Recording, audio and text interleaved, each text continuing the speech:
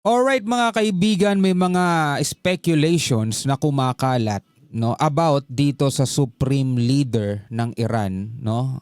May nangyari bang masama mga kapatid no sa Supreme Leader ng Iran or siya'y nagtatago ba sapagkat siya daw ay hindi na nakikita public since June 11 mga kapatid, no?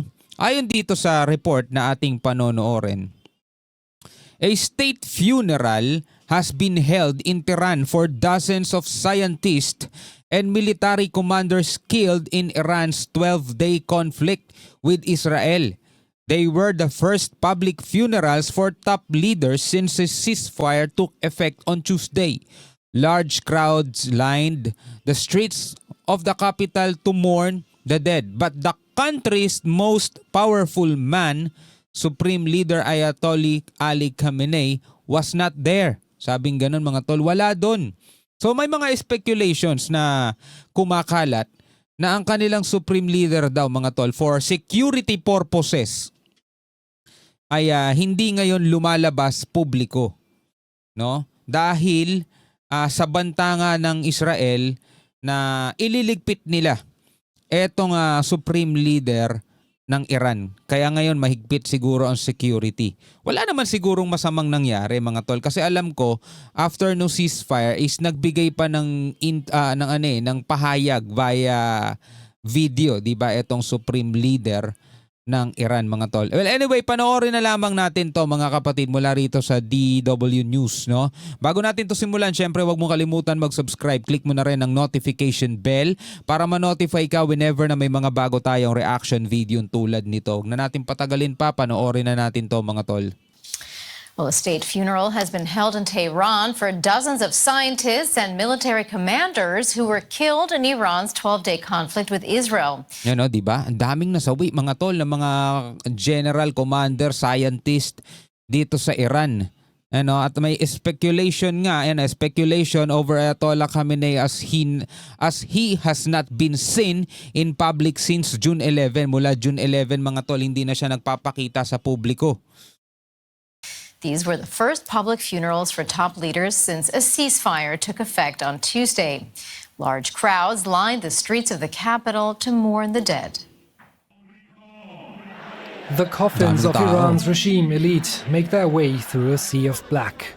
Hundreds of thousands of mourners came to pay their respects to the military commanders, top nuclear scientists, and their families killed by Israeli airstrikes.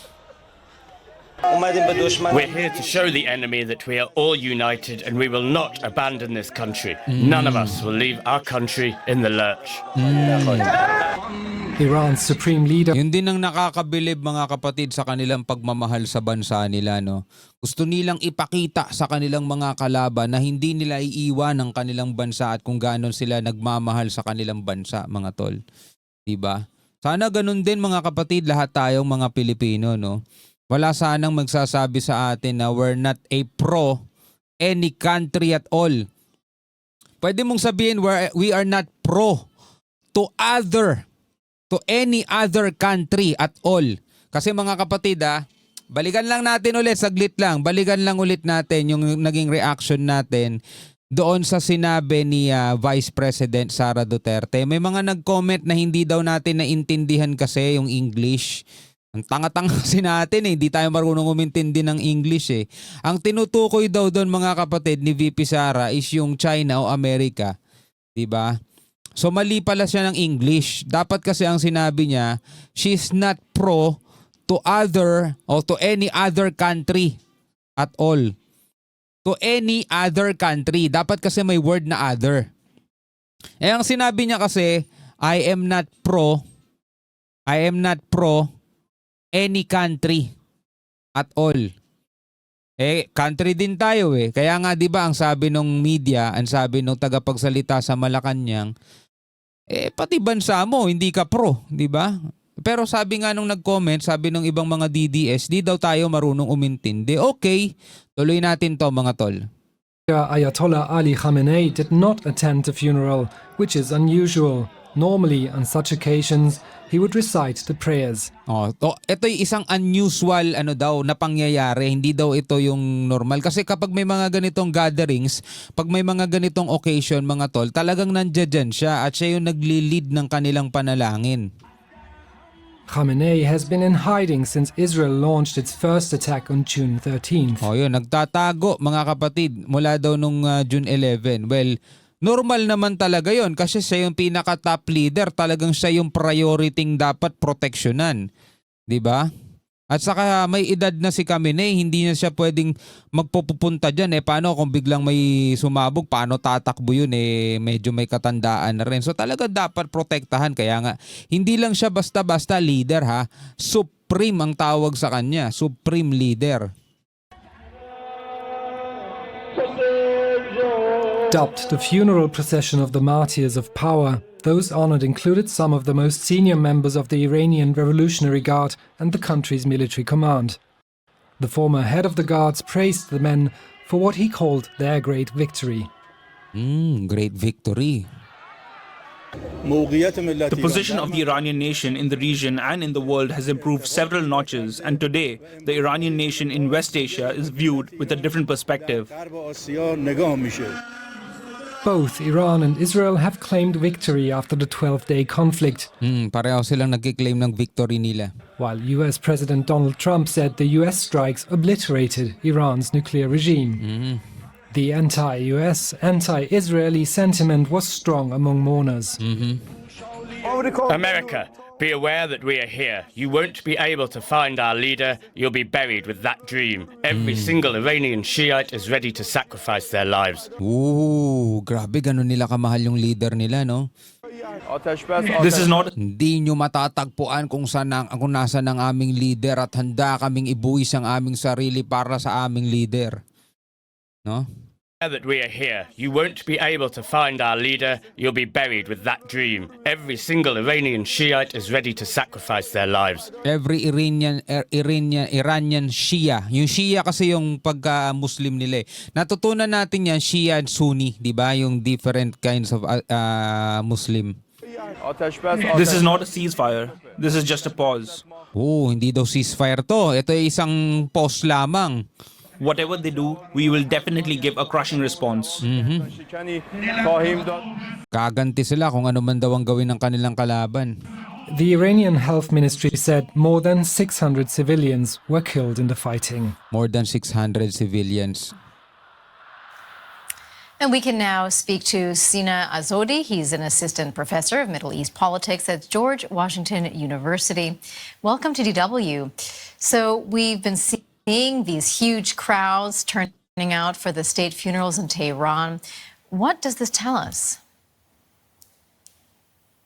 Well, I think there is, undoubtedly there is a group of these people who have been organized by the government to come and show support. Many government officials showed up, including the foreign minister, the former foreign minister, as it was in your reporting. The grandson of Ayatollah Khomeini, the founder of the revolution. But some of these people also showed up, not necessarily because they're affiliated with the regime, but because of the death toll on the civilians who were killed, including several children. It was in your reporting. There was a coffin of a child who was killed along with his family. Again, there are different groups coming.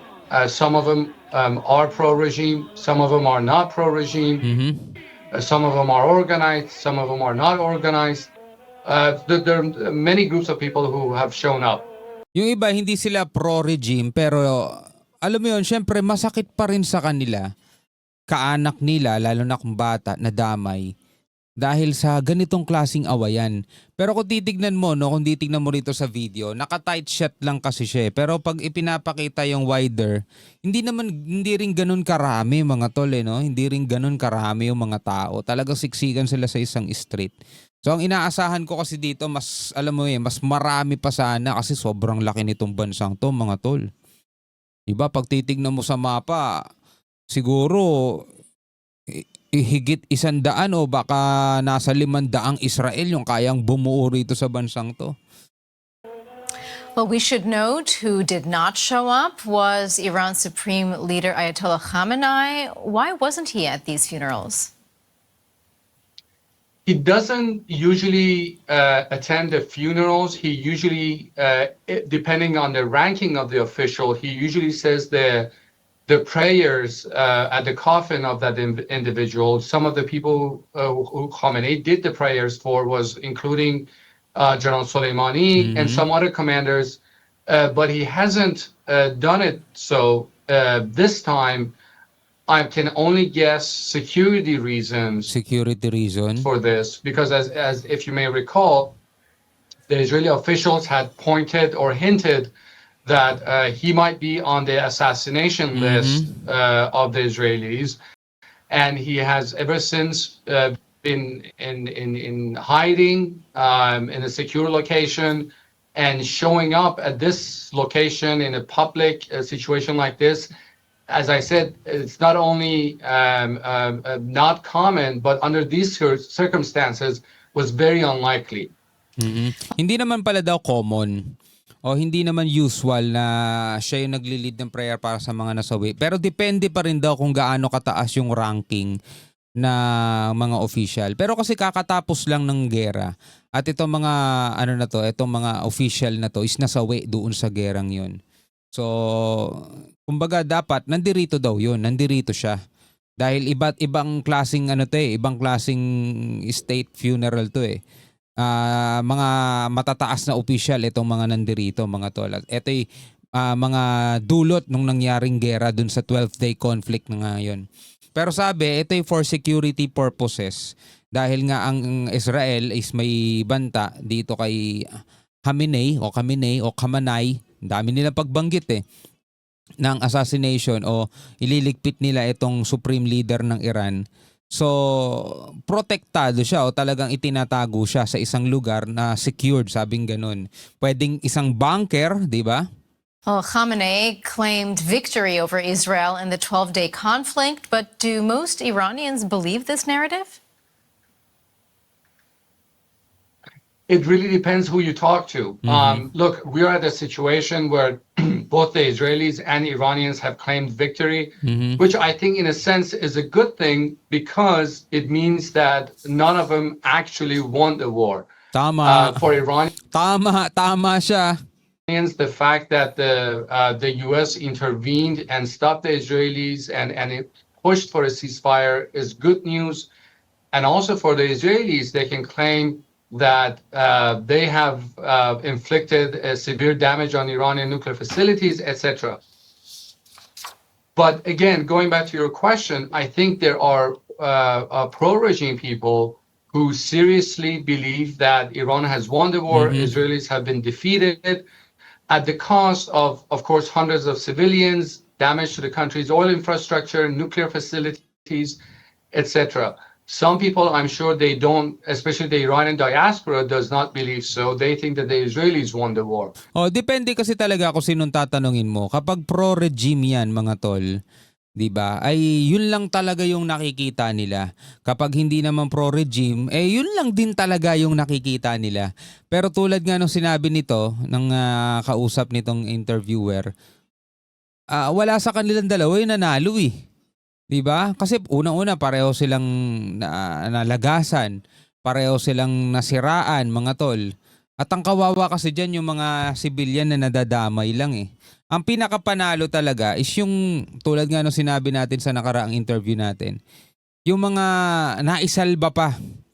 Diba? Yung mga taong hindi nila alam kung ito na ba yung huling gabi nila o bukas ay yung huling araw nila. Dahil meron dyan mga tao, mga tol, nagbabalak na kinabukasan na alis na tayo sa bansang to. Kaso nung gabing yun, tinamaan sila ng missile. Hindi na natuloy yung plano nila. Yun yung mga talo eh. Pero yung mga nakasalba pa, yung mga may pagkakataon pa ngayong ceasefire na umalis pa, tumakas o kaya ay pumunta na sa ibang lugar na iligtas yung sarili nila, yun yung mga masasabi nating panalo. Lalo-lalo na yung mga bata. So it really depends on who you're talking to. You may hear that Iran has won or Iran has lost the war decisively. Alright mga kapatid, ano ang masasabi mo dito sa video ng ating napanood? Pwede ka magbigay ng iyong komentaryo, opinion, reaksyon at kung ano-ano pa sa comment section sa ibaba. Maraming salamat sa iyong panonood hanggang sa muli. Ako nga pala si Shobal D. Peace out.